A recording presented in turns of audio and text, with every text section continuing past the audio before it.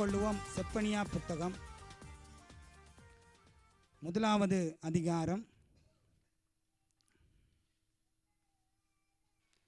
செப்பனியா புத்தகம் முதலாவது அதிகாரம் 14வது 15வது வசனத்தை நாங்கள் வாசிக்க கேட்போம். செப்பனியா புத்தகம் முதலாவது அதிகாரம் 14, 15வது வசனத்தை நாங்கள் வாசிக்க கேட்போம். கர்த்தருடைய பெரிய நாள் சமீபித்திருக்கிறது. கர்த்தருடைய பெரிய நாள் சமீபித்திருக்கிறது. அது கிட்டி சேர்ந்து மிகவும் தீவிரித்து வருகிறது. அது கிட்டி சேர்ந்து மிகவும் தீவிரித்து வருகிறது. கர்த்தருடைய நாள் என்கிற சத்தத்துக்கு பராக்கிரமசாலி முதலாய் அங்கே மனங்கசந்து அலறுவான். அந்த நாள் உக்கிரத்தின் நாள். அது இக்கட்டும் இடுக்கமுமான நாள். அது அழிவும் பாழ்கடிப்புமான நாள். அது இருளும் அந்தகாரமுமான நாள். அது மப்பும் மந்தாரமுமான நாள். ஆண்டவராகிய இயேசு கிறிஸ்துவின் நாமத்தினாலே உங்கள் யாவரையும் ஆசீர்வதிக்கின்றேன். இந்த நாளும் கேட்கப்படுகின்ற வார்த்தையின் மூலமாக கர்த்தர் தாமே உங்கள் யாவரையும் அவர்தாமே நிறைவாக ஆசீர்வதிப்பாராக. கடந்த நாட்களிலே, கடந்த ஞாயிற்றுக்கிழமை இயேசு கிறிஸ்து வாசலில் வந்திருக்கிறார் என்ற வசனத்தை குறித்து கடந்த நாளிலே உங்கள் மத்தியிலே பகிர்ந்து கொண்டேன். இந்த நாளிலும், இந்த வேளையிலும், இந்த நேரத்திலும் உங்களோடு பேசுகின்ற வசனம் கர்த்தருடைய பெரிய நாள் சமீபித்து இருக்கின்றது. ஹல்லேலூயா! தேவனுடைய பெரிய நாள் சமீபித்து இருக்கின்றது. அதற்கு நாங்கள் எல்லாரும் ஆயத்தப்படுத்த வேண்டியது அவசியமாக இருக்கின்றது. உலகத்தில் நடக்கின்ற சம்பவங்களை பார்க்கின்ற பொழுது தேவனுடைய நாட்கள் நெருங்கி கொண்டிருக்கின்றது. ஆனால் அந்த செப்பனியா புத்தகத்தை நீங்கள் வாசித்து பார்த்தால் இந்த ஜனங்கள் தேவனுக்கு கீழ்ப்படியாமல் தேவனுக்கு விரோதமான காரியங்களை செய்தபடியினால் அவர்கள் வாழ்க்கையில் வந்த போராட்டங்கள், வாழ்க்கையில் வந்த காரியங்கள், இவைகளை குறித்து கர்த்தர் அந்த நாட்களிலே அவர்கள் மத்தியிலே கிரியை செய்து பெரிய பயங்கரமான காரியங்களை செய்தார். இதே போல ஆண்டுடைய வருகைக்குரிய நாட்களிலும் கர்த்தர் பலத்த காரியங்களை இந்த நாட்களில் செய்து கொண்டிருப்பதை நாங்கள் பார்க்கக்கூடியதாக இருக்கின்றது.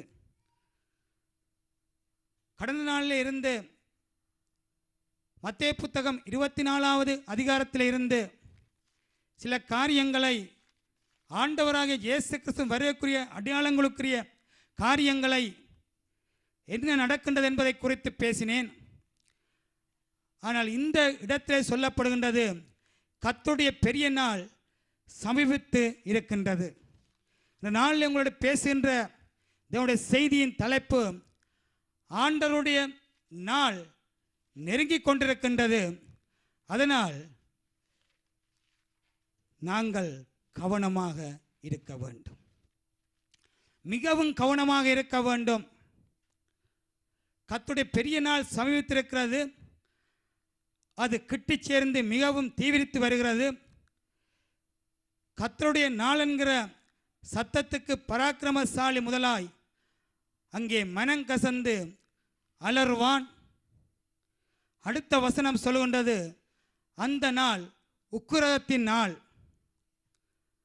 அது இக்கட்டும் இடுக்கமுமான நாள்.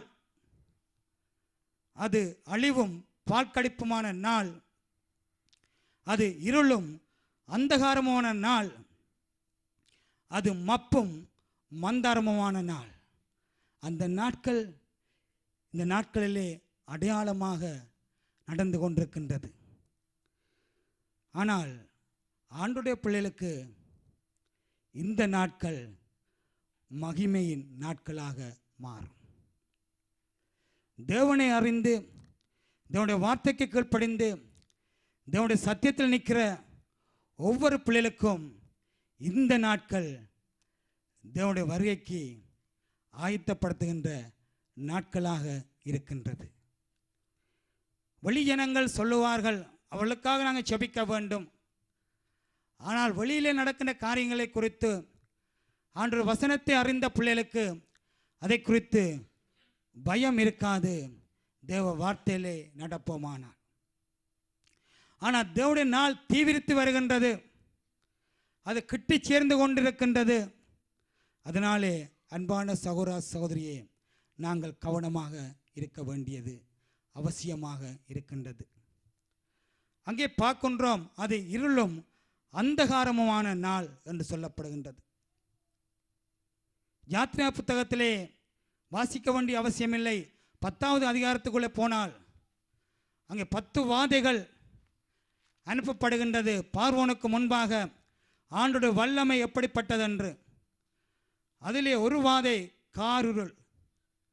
அந்த காருள் அனுப்பப்படுகின்ற பொழுது 3 நாட்கள் அந்த எகிப்திலே காருள் உண்டாகி அந்த ஜனங்கள் எழும்ப முடியாத அளவுக்கு, எங்கும் போக முடியாத அளவுக்கு அந்த காருள் இருந்தது.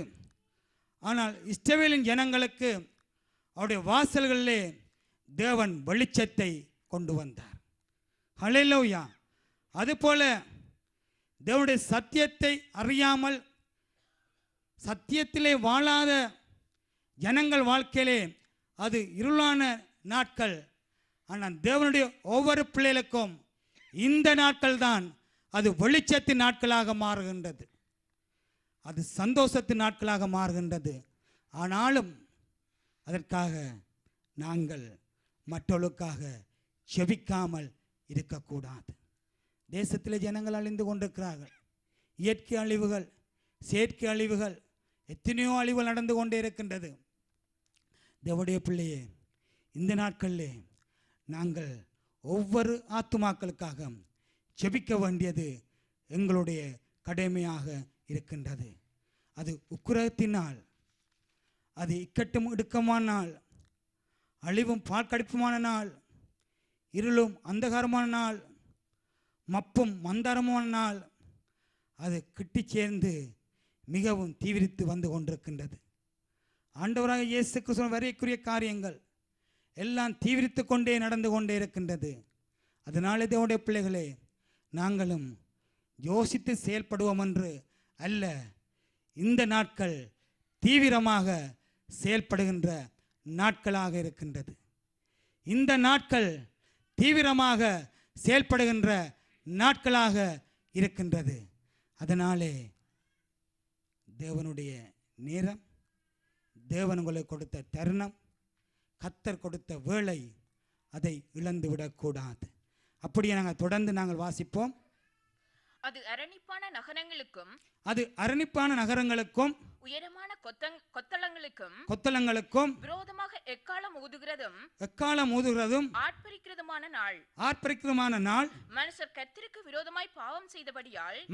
கர்த்தருக்கு விரோதமாக பாவம் செய்தபடியால் அவர்கள் குருடரைப் போல் நடக்கும்படி, அதாவது ஒரு மனிதன் பாவம் செய்வானானால் அவருடைய வாழ்க்கை குருட்டு வாழ்க்கை. அதனால்தான் மனுஷர் கர்த்தருக்கு விரோதமாக பாவம் செய்தபடியால் அவர்கள் குருடரைப் போல நடக்கும்படி அவர்களை நான் வருத்தப்படுத்துவேன். அவர்கள் இரத்தம் புழுதியைப் போல் சொரியப்படும். அவர்கள் மாம்சம் எருவைப் போல் கிடக்கும். கர்த்தருடைய உக்கிரத்தின் நாளிலே அவர்கள் வெள்ளியும் அவர்கள் பொன்னும், அவருடைய வெள்ளியும் பொன்னும் அவர்களை தப்புவிக்க மாட்டாது. வெள்ளியும் பொன்னும் தப்புவிக்க மாட்டாது. பணம் தப்புவிக்க மாட்டாது. அந்தஸ்துகள் தப்புவிக்க மாட்டாது. அதனால்தான் அங்கே வாசித்தோம் 14வது அதிகாரத்திலே, பராக்கிரமசாலி முதலாய் அங்கே மனங்கசந்து அலறுவான். தன்னால முடியும், தன்னுடைய பலத்தினாலே முடியும், தன்னாலே எல்லாவற்றையும் செய்ய முடியும் என்று நினைக்கிற பராக்கிரமசாலிகள் எல்லாம் அழத்தக்கதாக இந்த நாள் வருகின்றது. அதனாலே தேவனுடைய பிள்ளைகளே, நாங்கள் கவனமாக இருக்க வேண்டும். இங்கே வசனம் சொல்லுகின்றது, வெள்ளியும் அவர்களுடைய பொன்னும் அவர்களை தப்புவிக்க மாட்டாது. வெள்ளியும் பொன்னும் கர்த்தருடையது. அதே நேரத்திலே அங்கு யோவானும் பேதுரும் சொல்கிறார்கள், எங்களிடத்தில் வெள்ளியும் இல்லை பொன்னும் இல்லை, என்னிடத்தில் உள்ளதை உனக்கு தருகிறேன், இயேசுவின் நாமத்தினாலே எழும்பி நட. அதனாலே பணத்தை வைத்து ஒன்றுமே செய்ய முடியாது. பணத்தை வைத்து எதையுமே செய்ய முடியாது. அங்கே ஒரு 11வது வசனத்தை நாங்கள் வாசிப்போம். 11வது வசனம். மக்கதேசின் குடிகளே அலறுங்கள், அலறுங்கள், வர்த்தகர் எல்லாரும் சங்காரமானார்கள், வர்த்தகர் எல்லாரும் சங்காரமானார்கள், காசுக்காரர் யாவரும் வெட்டுண்டு போனார்கள், காசுக்காரர் யாவரும் வெட்டுண்டு போனார்கள். அதனாலே காசை வைத்து ஒன்றைக்கு உலகம் அழியாத படிக்கு மதிலை கட்டுகிறார்கள். கல்மழை பெய்யும், அது பெய்யும், 21ஆம் தேதி இப்படி நடக்கும் என்று சொல்லிக்கொண்டு தாங்களே கணக்கு போட்டுக்கொண்டு தங்களுக்கென்று வெளியான இடங்களை தேடுகிறார்கள். அது இந்த பிரான்ஸ் நாட்டிலும் நடக்கின்றது. ஆனால் அந்த நாளிலே யாரும் தப்புவிக்க முடியாது. அது கர்த்தருடைய நாள். உலகம் அநேக காரியங்களை எழுதலாம். ஆனால் இதே நேரத்திலே நாங்கள் வாசிப்போம் 6வது வசனத்தில் இருந்து, கர்த்தரை விட்டு பின்வாங்குகிறவர்களையும் கர்த்தரை விட்டு பின்வாங்குகிறவர்களையும் கர்த்தரை தேடாமலும் அவரை குறித்து விசாரியாமலும் இருக்கிறவர்களையும் இவ்விடத்தில் இராதபடிக்கு சங்காரம் பண்ணுவேன் என்று தேவனுடைய சத்தியம் சொல்லுகின்றது. கர்த்தரை விட்டு பின்வாங்குகிறவர்கள், கர்த்தரை தேடாமல் அவரை குறித்து விசாரிக்காமல் இருக்கிறவளை இவ்விடத்தில் இராதபடிக்கு சங்காரம் பண்ணுவேன்.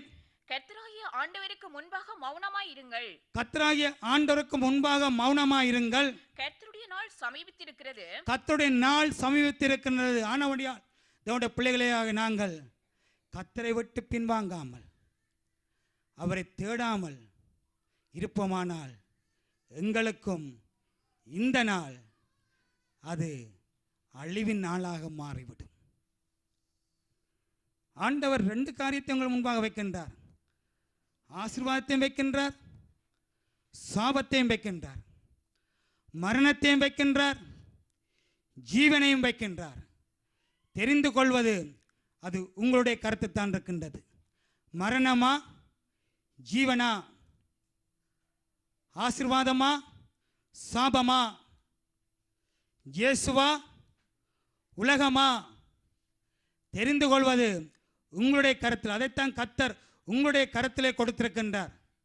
தெரிந்து கொள்வது நீங்கள்தான், தெரிந்து கொள்வது நீங்கள்தான், தெரிந்து கொள்வது நீங்கள்தான்.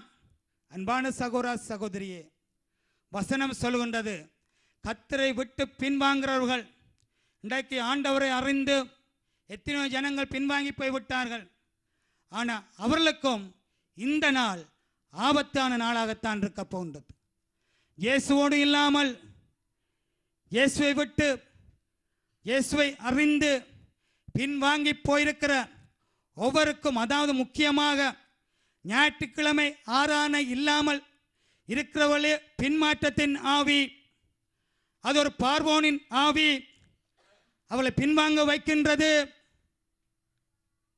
அது அவளுக்கு மந்தாரமான நாள், உக்கிரமமான நாள், இக்கட்டும் இடுக்குமான நாள், அழிவும் பால்கடிப்புமான நாள், இருளும் அந்தகாரமான நாள், மப்பும் மந்தகாரமான நாள். அந்த 7வது வசனத்தை வாசிப்போம். கர்த்தராகிய ஆண்டவருக்கு முன்பாக, கர்த்தராகிய ஆண்டவருக்கு முன்பாக மௌனமாயிருங்கள், மௌனமாயிருங்கள். கர்த்தருடைய நாள் சமீபித்திருக்கிறது. தேவனுக்கு முன்பாக நாங்கள் அமைதியாக இருந்து தேவ சமூகத்தில் இருந்து இருக்கின்ற பொழுது கர்த்தர் கிரியை செய்வார். அதனால தான் சொல்லப்படுகின்றது, கர்த்தராகிய ஆண்டவருக்கு முன்பாக மௌனமாயிருங்கள், கர்த்தருடைய நாள் சமீபித்திருக்கிறது. கர்த்தருடைய நாள் சமீபித்திருக்கிறது. கர்த்தர் ஒரு ஒரு யாகத்தை ஆயத்தம் பண்ணி யாகத்தை ஆயத்தம் பண்ணி 21ஆம் தேதி நடக்கும் என்று சொன்ன யாகம் உலக யாகம். ஆனால் இயேசு கிறிஸ்து ஒரு யாகம் எழுதி வைத்திருக்கின்றார். அந்த யாகம் வேதம். வேதத்தில் இருக்கின்ற காரியங்கள் தான் நடக்குமே தவிர உலகம் சொல்லுகின்ற காரியம் எதுவுமே நடக்காது. இன்றைக்கு உலகத்தில் நடக்கின்ற ஒவ்வொரு சம்பவங்களும் வேதத்தில் அடிப்படையில் நடந்து கொண்டிருக்கின்றது. பூமி உருண்டை ஒன்று பின்புதான் விஞ்ஞானி கண்டு கொண்டான். ஆனால் யோபு புத்தகத்திலே பூமி உருண்டை என்று முன்னமே எழுதப்பட்டு விட்டது. இன்றைக்கு அடையாளம் இல்லாமல் டாக்டர்மார் ஆபரேஷன் செய்கிறார்கள். ஆனால் ஆண்டவராகிய இயேசு கிறிஸ்து ஆதாமுடைய விலா எலும்பை எடுத்து அவனுக்கு தெரியாமலே ஒரு துணையை உண்டாக்கினார். அவனுக்கே தெரியாது. ஆனால் இன்றைக்குத்தான் விஞ்ஞானிகள் செய்கிறார்கள். நம்முடைய ஆண்டவர் அன்றைக்கே எல்லாவற்றையும் செய்ய வல்லமை உள்ளவராக இருக்கின்றார். இன்றைக்கும் அவர் செய்ய வல்லமை உள்ளவராக இருக்கின்றார். ஹல்லேலூயா, ஹல்லேலூயா. அதனாலே உலகம் பல காரியங்களை செய்யும். உலகம் இன்றைக்கு சுனாமி வரக்கூடாது சுற்றி வர மதிலை கட்டுகிறார்கள். ஆனால் மதிலெல்லாம் உடைக்கப்பட்டு எல்லாம் போகத்தக்கதாக தேவனுடைய வல்லமை கிரியை செய்ய போகின்றது. தேவனுடைய நாட்கள் நெருங்கி கொண்டிருக்கின்றது. அன்பான சகோதர சகோதரியே, அதனாலே ஒரு யாகத்தை ஆயத்தம் பண்ணி அதற்கு விருந்தாளிகளையும் அழைத்திருக்கிறார். கர்த்தருடைய யாகத்தின் நாளிலே நான் அதிபதிகளையும் ராஜகுமாரரையும் மறு தேசத்து வஸ்திரம் தரிக்கிறவர்களையும் தண்டிப்பேன் என்று வசனம் கடந்து வருகின்றது. எனவே உலகம் எத்தனையோ சாஸ்திர புத்தகங்களை எழுதினாலும் விஞ்ஞானிகள் எத்தனையோ ஆராய்ச்சி காரியங்களை சொன்னாலும் தேவனுடைய வேதமாகிய யாகத்திலிருந்துதான் காரியங்கள் உலகத்திலே நடந்து கொண்டிருக்கின்றது.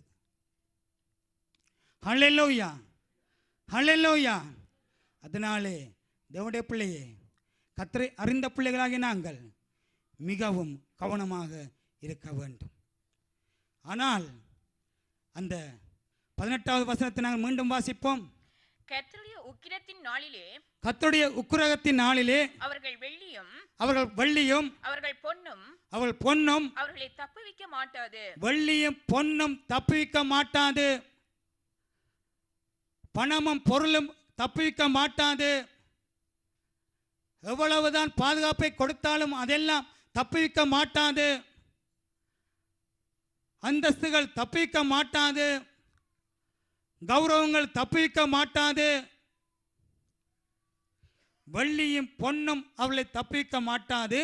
அவருடைய எரிச்சலின் அக்கினியினால் தேசமெல்லாம் அழியும். தேசம் எல்லாம் அழியும். தேசத்தின் குடிகளை எல்லாம்